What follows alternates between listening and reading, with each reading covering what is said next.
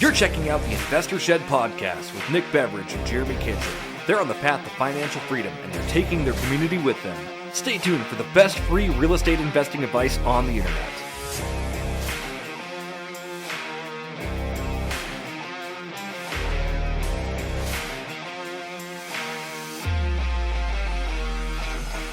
What's up, everybody? This is Jeremy Kitchen, co-host of the Investor Shed podcast, here with the man of the hour, Nick Beveridge. Nick, how's it going? How's it going, everybody? So good, so good. That was such a good podcast. And you said it best, Jeremy. They started at a bar, and then... Not only did they start at the bar, they raised it. So we're talking today with Katlyn and Emma, the property chicks, self-proclaimed queens of the North. Really good episode today. They've got a lot of good information to share. They talk about their wholesaling business, how they got started in investing, where they're going from there. Really awesome chicks doing really awesome things. So you ready to bring them on? I'm so ready. I think the internet's ready. They've been waiting. They've been waiting patiently for Katlyn and Emma for decades. That's right. Here they are. What's up, everybody? Hey, we got Katlyn and Emma here. Jeremy, you want to start off with introductions? Yeah, absolutely. So today we are interviewing the property chicks, the self-proclaimed queens of the North. We got Katlyn Krystinak and Emma Hustis in the house with us today. We're going to be doing a lot of cool talking and letting everybody know what they're up to. So Katlyn and Emma, how's it going today? We're good. Thanks for having us. Hey, guys. Yeah, absolutely. Thanks for being here. Thank you so much for coming. Our pleasure. Yeah. So just to start things off, why don't you girls tell us a little bit about yourselves and how you got into real estate investing? And we'll start with Katlyn today. So. Okay. Well, hey guys. I got into real estate on the North Idaho REI team in 2019 with Tyler Wagner, and it was my introduction to investing and to real estate. And I really was fast-tracked by joining this team and really started getting going with business, I would say, in 2020. So 2019 was pretty much learning. 2020 was getting started, and I bought my first house in 21. So trying to get fast-tracked, I would say, with the team, and that's pretty much how I got started, with just being thrown into the REI team. Awesome.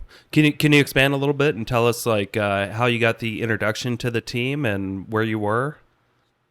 Yeah, well, that's a fun story. So I was bartending. I was bartending at Laughing Dog Brewing, and I remember the day that Tyler Wagner, he runs into the room. I don't know if you guys noticed, but when he comes into a room, he's running. And yeah, he's never walking slow. No.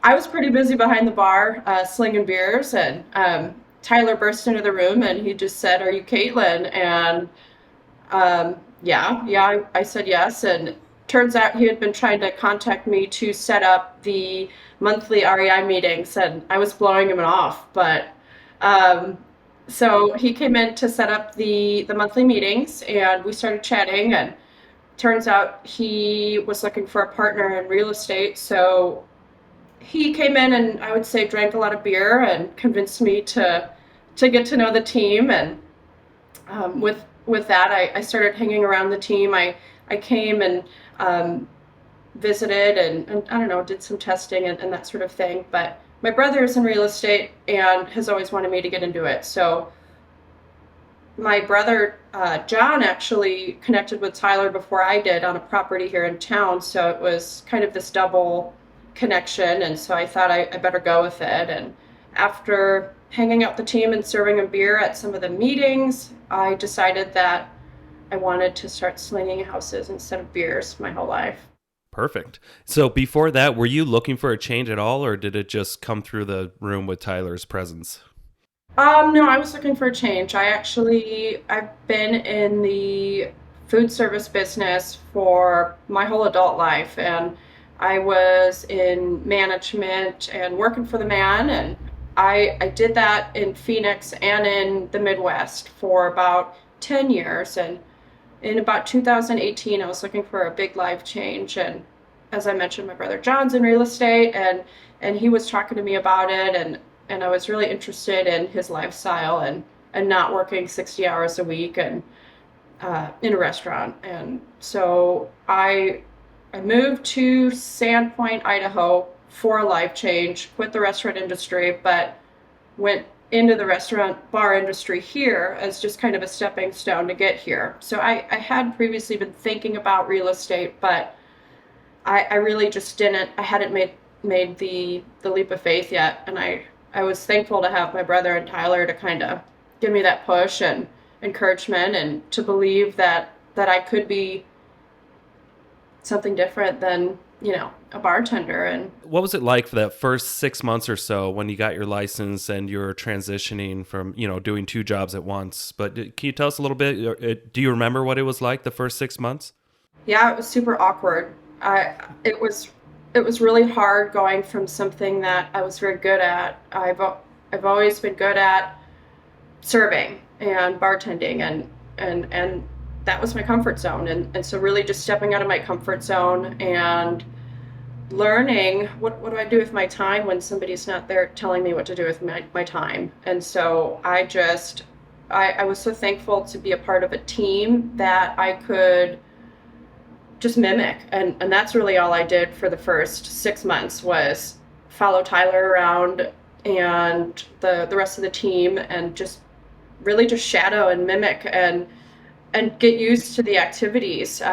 I firmly believe just shadowing is like some of the best training you can get in real estate. I don't know about other industries, but in real estate, it seems like that's your best training. You can go through all the classes in the world for years and you just won't get the same type of training as just being around people that are doing what you want to do.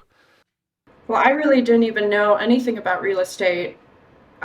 Even through real estate school, I wasn't even sure how escrow went and how a whole transaction went until I went through my first transaction with the team. After real estate school, I still was unclear as how to buy and sell a house. There's a lot to it for sure. Yeah. Okay, Emma, your turn. Yeah, Katlyn and I would say, have a pretty similar story, and Laughing Dog really brought us all together because that's where I met Katlyn. We were working together. I had been serving in Sandpoint for about 3 years after college, and I knew serving wasn't for me, but was making decent money and didn't really know what the heck I was going to do. So yeah, Katlyn was getting into real estate, and I think one day I was just like, hey, can I just talk to you about what being a real estate agent is like? And I went and met her and Tyler for coffee, and they reeled me in. And I was like, okay, that doesn't seem like it costs that much money to get into it. Doesn't seem like it's going to take that much time. So I'm just going to give it a go. And I really love it. I had no idea what to expect, and it's been super fun. And I would say in terms of the investing side of it, if I didn't join this team of real estate investors, I don't know if I would have gotten really into real estate investing, and that's been the thing that I've grown to love the most. So I'm just super thankful that I found the team and love helping people buy and sell houses, but I have grown to love buying houses myself. Yeah. And what did you go to college for again? I studied math in college and didn't really want to teach math and didn't know what the heck I was doing, so... Are you finding is it coming in handy at all with the investment properties that you're buying now? I guess, but I find that the math that I need to do is pretty simple, so my calculus 4 isn't really coming into play. Oh.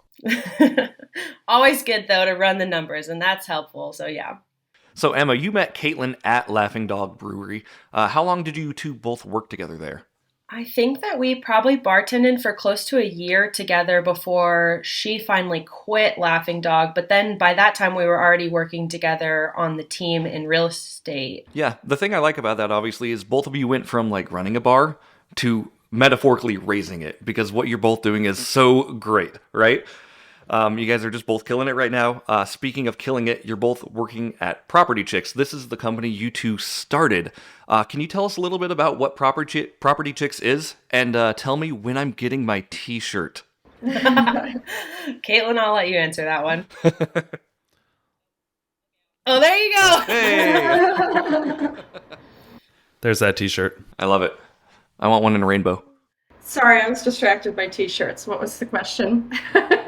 So just tell us a little bit about the Property Chicks and why you started it, what it is, and what your goal with it is. Sure. I'll start a little bit about where we got started. Uh, so we got started in 2020. Is that right? Emma, beginning of 2020? Yeah. So inventory here was historically low, and we just had this backlog of buyers that were looking for houses, and there was nothing. And I I remember that we decided to go door knocking specifically for listings. And so it really started with door knocking, and we weren't even planning on creating a business out of it or doing wholesaling. I didn't even know what wholesaling was. And so we just started with door knocking to try to find inventory for our buyers. And then it happened to be probably about the same month we had an REI meeting, and it was about wholesaling. And and Tyler had said, "Hey, nobody's doing wholesaling up here because we really wanted to connect with the wholesaler ourselves to find deals." And he said, "Nobody does it up here because there's just, I don't know, there's nobody doing it up here, and there's not really the volume of houses. So that's why major wholesalers weren't doing it up here." So Em and I decided, well, why don't we try wholesaling? And so then we Googled what wholesaling was, and got a crash course on it. That is awesome. Speaking of, what is wholesaling? Like, what is your definition of wholesaling? Well, my definition of wholesaling is finding a deal off market and buying it at a discount. And then the wholesaler is the middleman to the end buyer, and we collect a finder's fee and sell it to the end buyer. And so, yeah, it's buying at a discount off market and getting paid for it, but not being the end buyer, being the middleman. Sure. So when you're doing that, you make the contracts assignable, right? You make the contracts assignable, so you're just kind of the temporary in the middle. At closing is when you girls get paid. Is that how that works? The way I kind of look at it is like you're selling a contract. So we do all the hard work to get it under contract. We're talking directly to sellers. And then once we get it under contract, we're saying, hey, investor, I found this really awesome deal, and you're going to pay me to give you this contract. Everybody wins. That's great. Yeah. Nick, anything you want to add to that? Oh, I just wanted to say thank you because I think one of the first deals you guys didn't I buy it, or was it not that one? I can't remember. That was our first official wholesale, wasn't it? Yeah, and we did. Yeah, we sold it, and that was part of it, right? Was we knew, even getting into it, that sure, we didn't really know what we were doing, but we had a really solid group of investors that we knew would want these deals, and so we knew if we could find a good deal, we would be able to sell it, because if you have no one there to buy it, then that's going to be tough. So yeah. Yeah. So tell us about, was that one of your first big paychecks, or have you guys received commissions that were larger than that in the past? That was definitely my biggest paycheck, yeah. Yeah. Was it your biggest check you ever received in your history of being an adult, or? Yeah, Yeah. It was, yeah. it totally was. If you had to guess, how many hours would you say it took you an effort to get that particular deal? Less than 20. Yeah, I don't know. Nice. Do you care to share how much you made, by the way? I think we made a $20,000 assignment fee, so we each made 10 grand. Okay. And that's 10 hours of work each or together? At the beginning, we were doing pretty much everything together. We were learning together. We weren't really splitting up work. So I guess, each, because we were both doing it. Yeah. I mean, if you break that up on an hourly basis, so that's still better than minimum wage. So that one, if I remember, was we actually had three different methods to get that buyer. And so we started with door knocking. That was one of our first customers, that we met in person when we were starting door knocking. We made a connection with them, probably our first round of door knocking. And then we did our mailers and connected with them. And then finally we got them on the phone when we were in our cold calling days. So we definitely worked hard to get that first one and had to use all of our different methods to get the contract. But no, yeah, probably 10 hours. 10 hours. Well, I want to give you guys a big shout out because, I mean, you were doing things that 90% of like investors and agents just don't want to do. They don't want to door knock. They don't want to cold call. And that's why they're not going to get those big paychecks that you guys are getting. So I commend you. Thank you. Yeah, definitely not super fun cold calling, but then once you get that one person who bites, you're like, oh my God, It was all worth it. Well, I'll tell you, if you're afraid of cold calling, you should really start with door knocking because after you go door knocking, you're gonna love sitting behind a computer and doing cold calling. I am still to this day so frightened of door knocking. I just won't do it. I have my fears, and door knocking is right up there.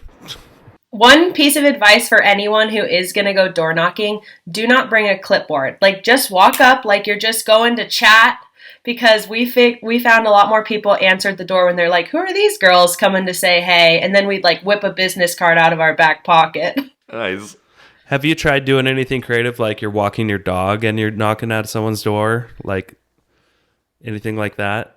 No, usually just normal. The one weirdest time when we were door knocking, following behind us, was some Mormons door knocking. So they first got the girls trying to buy their house, then they got the Mormons trying to convert them.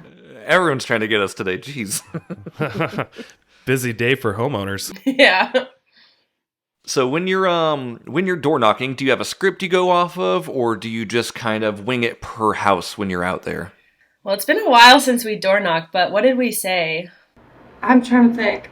I think we just said hi, we introduced ourselves, and just said that we're local investors looking for folks who are looking to sell their house. I think we were pretty straight to the point. Yeah, that's good. People enjoy their time, right? So if you're taking too much of it, they're not gonna want to do business with you. Get straight down to the point. That's good stuff. So I do remember saying, hey, we're locals. We live here in Sandpoint and we're looking to buy a house. Have you considered selling your house this year? I'm pretty sure that's how it started. We did get straight to the point, but we definitely wanted to connect with them by letting them know, like, hey, we live in this neighborhood. Perfect. So let's go back to that first deal, if you don't mind. So you got the guy under contract, you signed it, you made your cash. What was your mind state at that point? Did you feel like, man, I'm going to stick with real estate and reinvest this money, or did you spend it on luxuries?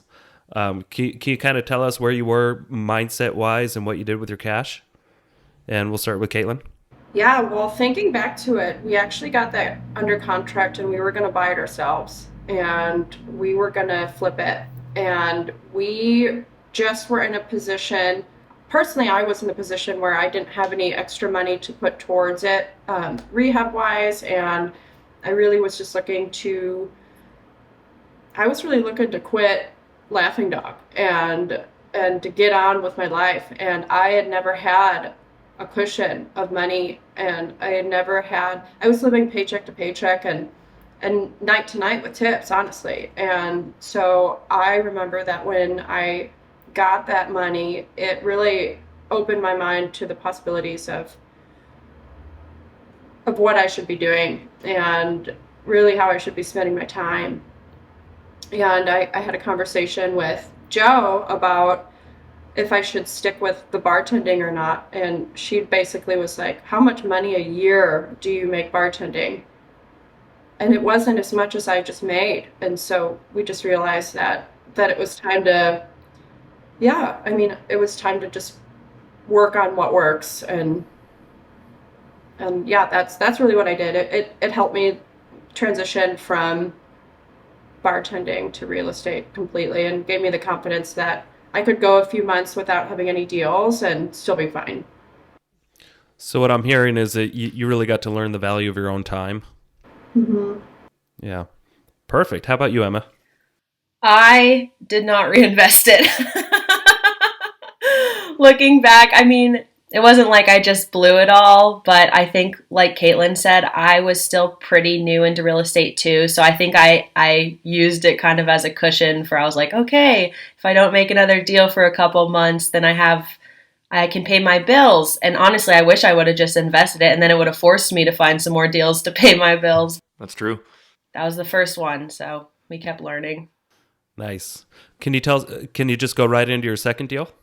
I think that, Emma, weren't the second one the double Pinehurst deals? I think so, yeah. So we luckily, so our main methods for reaching sellers wasn't really the door knocking or the cold calling. We typically send out mailers. We send out a lot of postcards, and that's where we've kind of just defaulted now. We don't really door knock or cold call anymore because the postcards have been working.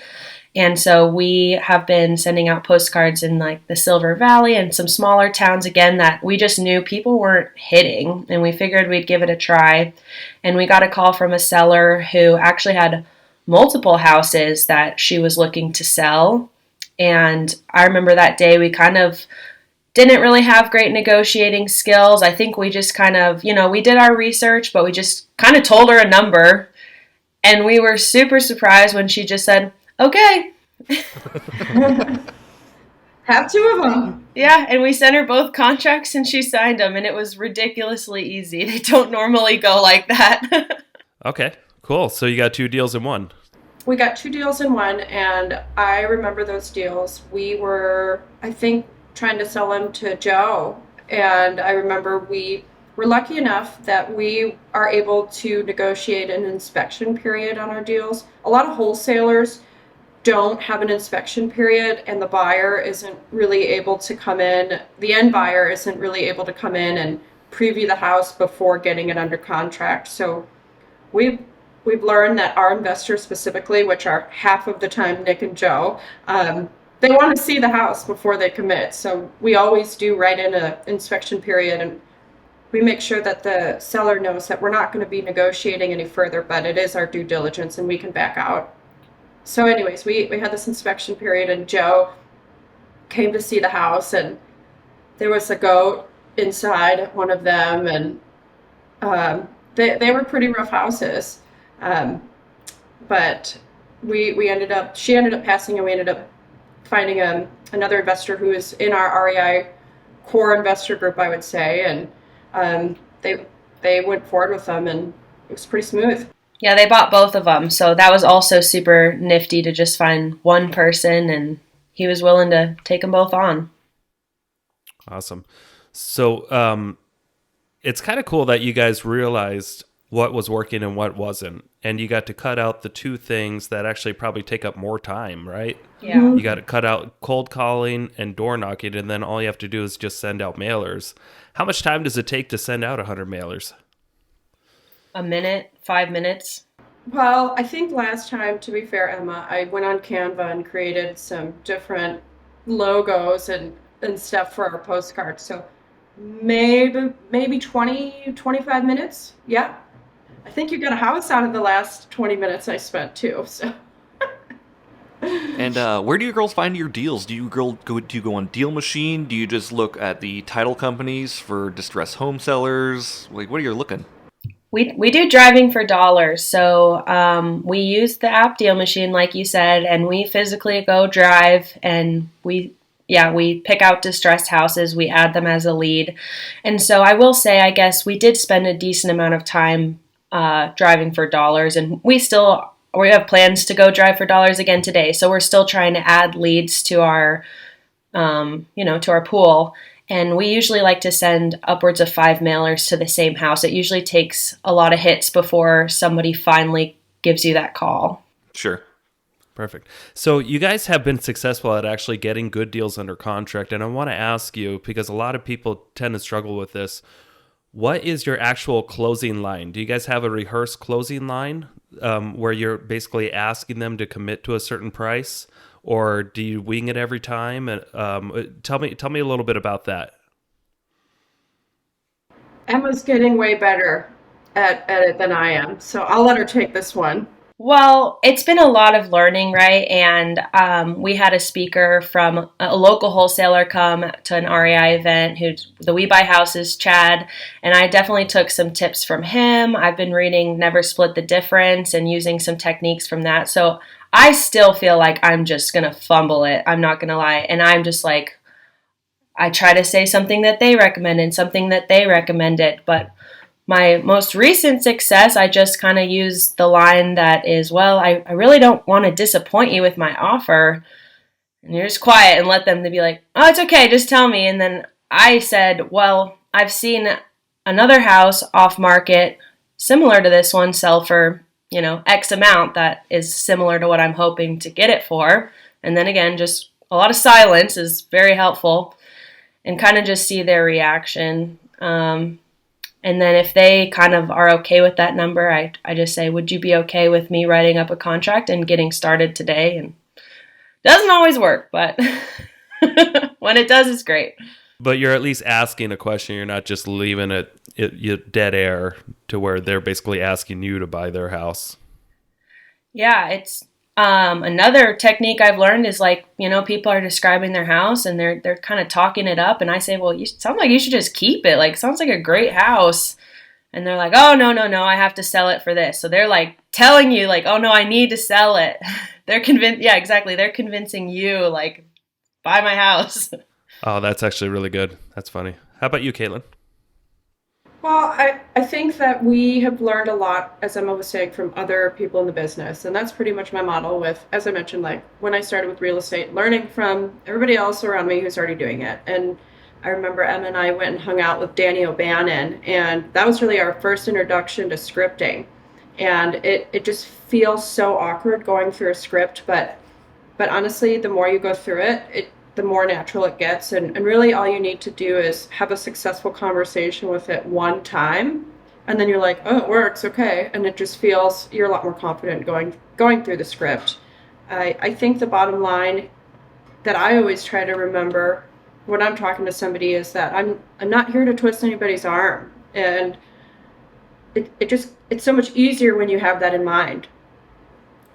No script is going to convince somebody that they should sell their house if they're not ready to sell their house or wanting to sell their house. And wholesaling doesn't work if there's not a distressed property or a distressed person involved. And so if you don't have somebody who needs to sell, then wholesaling really doesn't work out. And so we're just looking to find those people. And yeah, we're not looking to have any fancy wording that is trying to convince somebody to sell, but it at the end of the day, it does help with negotiating what you're saying. But our goal is not to try to convince somebody to sell. It's try to work on that number at the end of the day, I would say. Perfect. Yeah, you can't really motivate anybody. You can only try to find the motivated people. So that's good. All right, Jeremy, you got another question, right? Yeah, I got more. So, Katlyn and Emma, I know we all worked on J Street together. This was actually one of my first deals. It was super good for everybody. Can you talk a little bit about J Street and how much money you made just off using other people's money? That one was great because we found the deal right after we had wholesaled those two houses. So I think after that, we had each made, I don't know, I want to say 25 each. We each made $25,000. And so at that point, we knew like, okay, we need to do something with this money. So Katlyn, go ahead. Yeah, that was the most money I'd ever had by a lot. And so we knew we wanted to do something with the money, and we happened to just have this other deal, this J Street deal, and we weren't intending to buy it. We had got the deal and we went into the office and we were trying to sell it again to our core investors. And Joe had said, well, why don't you guys take it on? And then our lender partners said, well, we'll help you fund this. And so I guess, Jeremy, can I be candid about this? Yeah, absolutely. Go ahead. Yeah, so Jeremy and Sam helped us out and really gave us the confidence that they would help us out with the lending aspect. And Em and I we wanted to both keep some of our money from the big deal that we just had, but we were both very comfortable putting some money in to the project for rehab. So we were able to confidently go forward with that deal, and we really lucked out because when we got into the house, there was a lot less work than we anticipated. And so we really just had to work through removing tenants and doing that in a way that was helpful to them as well, and make it so that they didn't do any further damage to the home. And it actually ended up just working out with the timeline with everything and getting the tenants out of there. And I don't know, Emma, do you want to maybe talk about how long it took? And yeah, I think we structured it in a way that we had gotten it for such a good deal that Jeremy, bless your heart, funded pretty much 100% of the deal, and we funded the rehab, I guess. So he funded the full purchase, and then we each put $10,000 in for the rehab, and we had $1,000 monthly interest payments on the hard money loan. So the $10,000 each was going towards those payments, holding costs, and then any rehab we were doing. I like to call it a somersault, which is in between like a wholesale, which a wholesale is just when you buy the deal yourself and then you basically just throw it on the market. You don't really do anything to it, and you can make a decent amount of money. And then everyone, of course, knows what a flip is, right? You do the full remodel. We kind of did an in-between version where we basically just cleaned it and we had it painted, which that was where the majority of our rehab budget came, because he did the whole inside, patched all the holes in the walls, and he painted the fascia on the outside, and it made a huge difference. So we didn't really spend much on rehab, maybe only like $10,000 on rehab, $10,000 on holding costs. And I think we only were holding it for maybe 4 months, if that, and we got it sold fairly quickly. And I think we made about $80,000 on that one. Right. Yeah, you bought it for $120,000, right? Yeah. And what did you end up selling it for? $255. $255. So yeah, just minus our costs and your closing costs. Yeah, you girls did really well on that deal. We did pretty good. Yeah. We were lucky because it was kind of right after we sold that we started to see the market shift. So we were really happy when it got under contract and actually closed. It was a scary time right after that, for sure. Right after that, yeah. I want to say real quick, it took us time to close that deal and to sell it. And the reason for that was the tenants. So we couldn't get into that house for, I think, 2 months after we closed on the deal. But we had committed to 12 months of interest. So it really didn't matter to us. We weren't going to lose any money by waiting a couple months, unless the market shifted. But we got in at the right time, and we didn't even realize that in order to sell a house and have it go to an FHA and buyer, it has to be 90 days between when you bought it and when you sold it. And that actually happened. We got an offer. We had to wait 10 days to accept it because it wasn't in the 90-day period. So we ended up getting an FHA buyer, and I would definitely do that next time when I'm doing a project like this that's in that price point that's attractive to a FHA buyer, is calculate 90 days in, because you don't want to eliminate that buyer pool. Yeah, and just to be clear, that's 90 days until you go under contract with a new buyer, not just to resell it. So you have to wait a full 3 months from when you buy it until you can go under contract. So it's really like 4 or 5 months. Mm-hmm. Yeah. Yeah. All right. So that just to expand on that a little bit, I want you to tell us a little bit, because I don't know if you've shared yet. This property was like, what, 2 hours away from where you guys lived? Mm-hmm. What were some of the challenges, and did you have any regrets, or like immediate regrets when you bought it? Or like, were you feeling like this is too much? Can you expand a little bit on the challenge side instead of just making it sound so easy? Yeah, so this was in Smelterville, and Smelterville is... It's a piece of shit town. We love Smelterville. Walmart is a highlight. Yeah. It's like right next to the Walmart. It was perfect. So some hiccups or some challenges that we came across was Emma got a call from the city that our tenant's dog had killed the neighbor's dog. And we're like, is this our problem? Like, I don't know. Yeah, it was our problem because we were the landlords and we're responsible. And so we learned that if we do this in the future, we need to protect ourselves from liability if something like that happens. Luckily, the city was really stoked on these tenants leaving, so they just let us go for it. They didn't give us any issues. But there was some liability that I guess we didn't really calculate in with having those types of people living in our house. And I would say, honestly, the rehab was pretty smooth. Like, it went a lot smoother than we anticipated. We ended up doing cash for keys for the tenants, and I think that if I remember, it took longer than we planned for Emma. I think they said they were going to be out in a month. and they just weren't. And so we ended up holding it for another month than we had anticipated, and we basically gave them a refund for the whole month of rent that they had been there if they were out on time and removed all their stuff.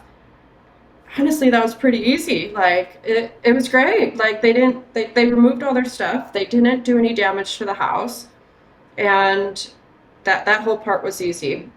I think that the hardest part of this whole thing was that it was 2 hours away. Yeah, our days, I mean, that's three. Well, it was about, yeah. So that's a lot of driving, right? And we would never sleep there. So we would drive there in the morning and then try and get what we could done, which, again, remember, like, we didn't do very much. We, like, changed out some light fixtures. The majority of our time was honestly spent cleaning because they didn't clean. But then we, like, hired carpet cleaner, hired the painters. So I think we only spent maybe four days there before we put it on the market. Oh, okay. Nice. Now, real quick, when you're talking about liability for the property, going forward and you're buying these sort of properties, what sort of liability coverage would you be implementing? I'm going to require all my tenants, I think, to have renter's insurance. I know that can be a helpful thing. And obviously we had insurance on the property. But Cool. So just renter's insurance, making sure all your tenants have it, and I would say probably just taking time to go through a lease at that point too, and just making sure that if there are pets, that sort of situation is covered. But yeah, I would say just make sure it's insured, and make sure that if you don't want pets, you put it in the contract that they're not supposed to have pets. I don't know. And then I guess in addition to that, like in the future with rental properties, like hopefully you have a good relationship with either your property manager or you're really vetting the tenants. Like we just adopted these tenants when we bought the house, so we didn't know who they were. We didn't choose them. We didn't really know anything about them. So that's kind of where it was a little bit different than if you were just putting a renter in your house. sure. And when you bought the house, the tenants weren't the previous owners, correct? They were not the owner, no. Okay, gotcha. The tenants lived there for I think 10 years. 7 or 10 years. They had 9 kids.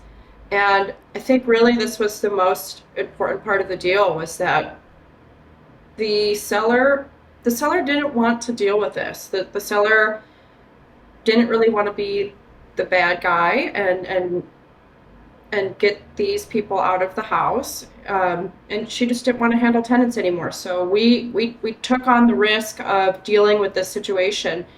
But I know that Emma and I mean, we certainly have never evicted anybody before, and we didn't want to put these people out into a position that we would not feel good about at the end of the day. So I recall that during our inspection period, we did meet the tenants, and we asked them if they had somewhere to go. And before we closed on this, they had assured us that they had somewhere to go, and I think that that's probably what made Emma and I confident in closing this deal, was that at the end of the day, these people had somewhere to go. They weren't going to be out on the street. We weren't going to have to deal with an eviction, and we made that offer with the cash for keys, and really tried to come to it from an angle of helping them out. And I think it helped us out tremendously and saved us a ton of time by working out a deal with the people that lived there before us.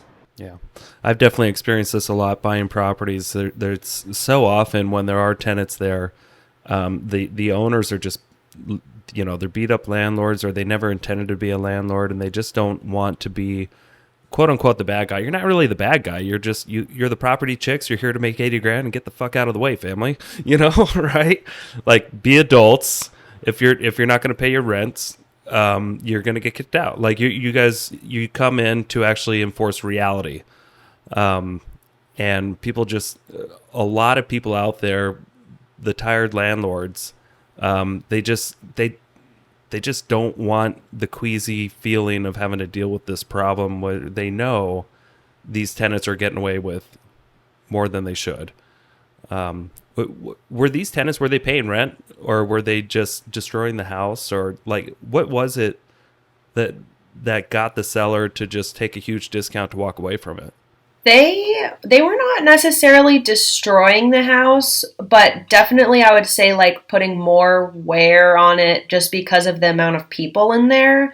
Like we said, I think they had like 9 children. So there was like 11 people living in a 4-bedroom house and multiple dogs and Killer dogs.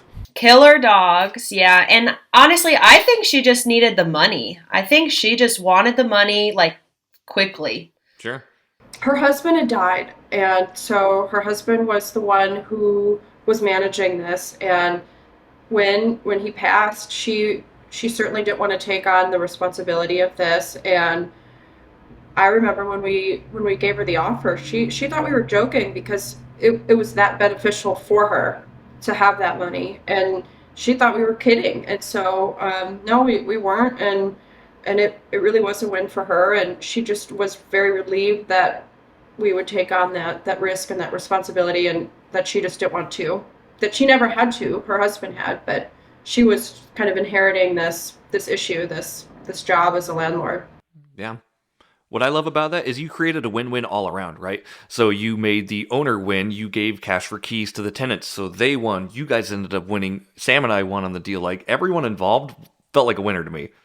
Yeah, the new buyers were stoked too. Right? Yeah. They got a really good house for under $300,000. That's pretty unheard of nowadays. So Yeah, and I just want to speak to that real quick. The part of the reason that house did so well was that it was a 4-bedroom, 2-bath house, and in general in the Silver Valley, you're getting a 3-1 or a 2-1, and so we knew we just had something that would cater to a unique audience, and we could price it in a way that was the same price as a 2-1 or a 3-1, and so we just knew it was a unique property that somebody would want with a bigger family. So I got a couple more questions for you ladies. 5-year plans. Where do you plan to be in 5 years? Like, where do you see yourself doing? Do you plan on growing your wholesaling business? Do you plan on branching out, doing other things? What are you going to be up to? I guess I'll start. I think already I'm hopefully trying to be buying more of these off-market deals and just putting them in my own pocket. I've found that a lot of the wholesalers we've talked to, their biggest regrets are wholesaling all these great deals to other investors. They're like, I wish I would have just bought them. So 5-year plan, I guess for me, Property Chicks is still going to for sure be around. We do a lot of listings together and things on market, but I still want to be searching for deals off market. And then hopefully we're going to be in the position where we're buying more deals. And already earlier this year, Property Chicks found a deal that I ended up buying. And I think that hopefully that deal is going to propel me into more. I don't want to curse it, but might be getting another one under contract today. So there you go. That's awesome. What about you, Katlyn? Yeah, so I really just, the way I look at Property Checks over this last year is it's really launched both of us into investing. And I know that personally from that big chunk of money that we got from J Street, I moved into my next investment here in Sandpoint, a flip property that I'm doing.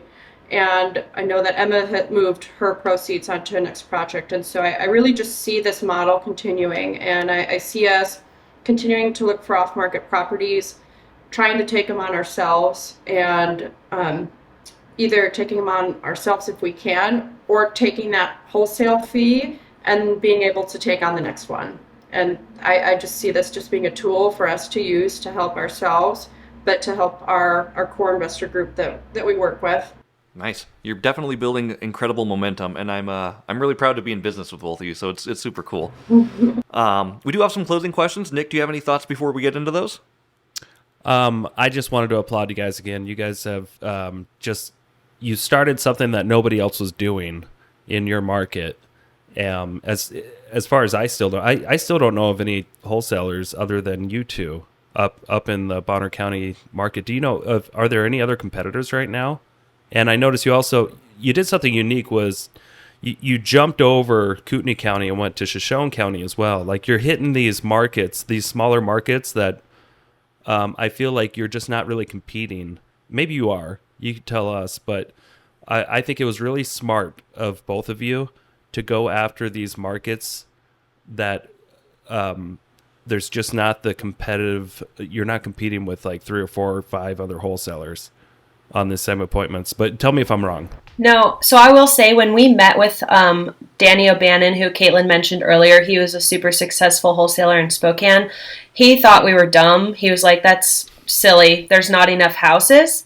And I think that what we realized is we're not trying to wholesale five deals a month. Like, we are a small scale wholesale team who's just kind of trying to find deals, improve our real estate business, but we're not trying to scale like they were.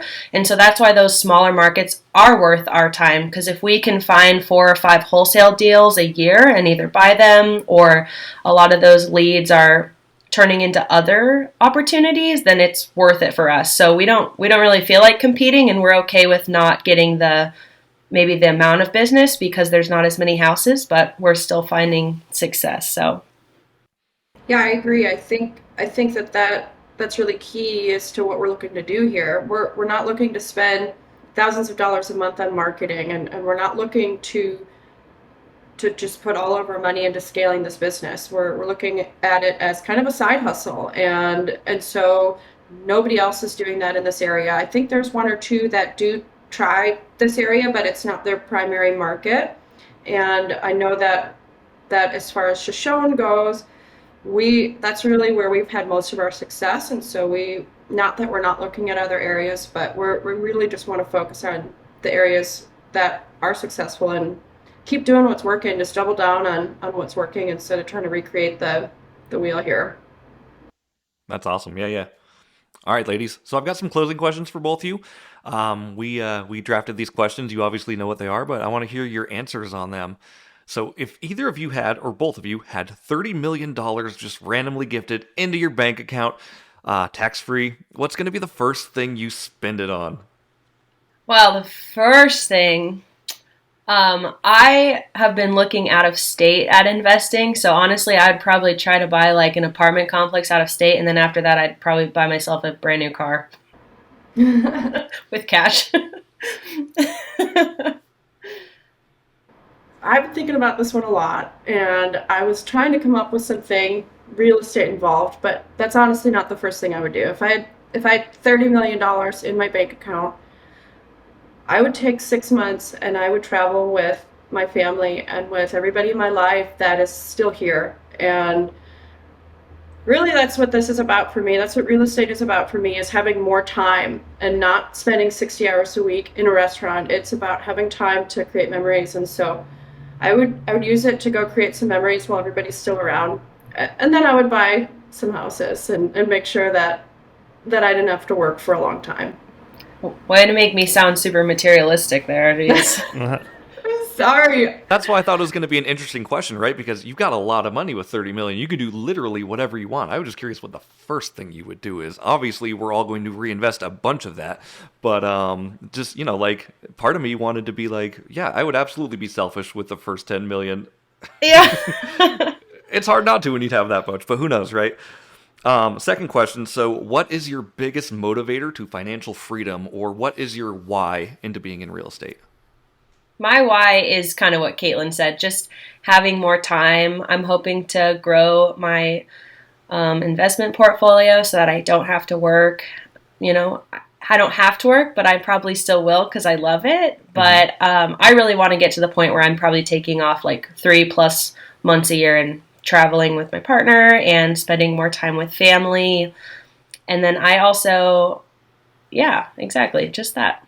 My why is, what I was talking about before. It kind of all ties into working a job for 10 years that I wasn't happy with. And I'm not dogging on anybody in that industry because we need that industry. I go out to eat all the time, and it works for some people, but it didn't work for me. And so my why is spending my time doing something that I love, something that and I love real estate. I don't think I'll ever stop working real estate. I think even if I don't need to work it, I'll be trying to find the deal and flipping houses because I think it's fun. So I really just want to be spending my time doing something and making money with something that I like doing. I feel that I wasted a lot of time in an area that I wasn't happy with, and so just trying to get that time back. Time's what we all want. It's good stuff. Last question I got for you. So what advice would you give to a real estate investor or an interested investor just starting out? What's the one major piece of advice you'd give them? Join a team, follow people that know how to do it. Don't try to recreate the wheel. Once you're confident, then go off on your own. But you're going to waste a lot of time instead of launching yourself and surrounding yourself by people that are already doing it. Yeah, I would say networking is super important, and just educate yourself so that way you can figure out how you can bring value and find someone who's willing to help you, whether you're going to save money and be the money person, or you're going to work really hard and find a deal and then partner with someone. But you really need to build your community around you, and I wouldn't have been able to do any of the deals that I've done today if I didn't know you guys and if I didn't know the people that come to the investor meetups. And I know it's not always fun to go and put yourself out there, but if you just keep going and talking to real people who are actually putting deals together, then you will eventually do one. Well said. Well, and you gotta jump in eventually. I think that there's a certain amount of time that you want to spend shadowing and learning, but if you're not going to jump in, then it's not going to happen for you. You got to jump in and not be afraid to fail, and yeah, I say just go for it. That's good. I love it.